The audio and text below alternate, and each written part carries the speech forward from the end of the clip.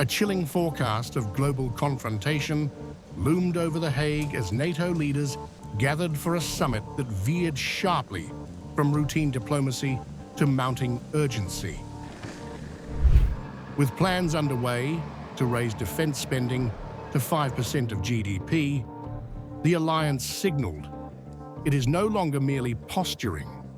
It's preparing for simultaneous threats from 4 adversarial powers that could destabilize multiple fronts across the globe. Speaking on the sidelines of the summit, NATO chief Mark Rutte didn't mince words. He named Russia, China, Iran, and North Korea as grave coordinated threats. His stark warning centered first on Moscow's accelerating military resurgence. Russia is reconstituting itself at a pace, at a speed which is really staggering and frightening. And so we have to stand ready. If we don't, we cannot defend ourselves in 3 to 5 years from now. But the Russians are really doing this. I mean, you know this figure. I think it is for them the 152 ammunition. They are producing in 3 months what the whole of NATO is producing in a year. And they are 25 times smaller as an economy than the overall NATO economy. So this is not sustainable long term. So we have to ramp that up. Rutte didn't stop at Russia. He laid out a scenario involving China and Taiwan, warning that Beijing could rely on its junior colleague in the Kremlin to divert Western focus by creating chaos in Europe.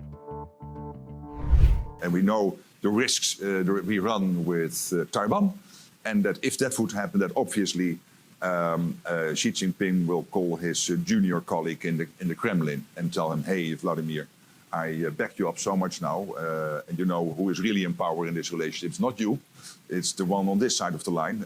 Can you keep them busy in Europe? So that's China, Russia. Then when it comes to the southern border, it's crucial.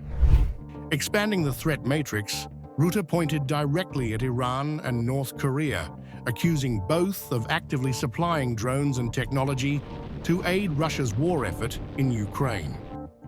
The conflict, he stressed, is no longer regional.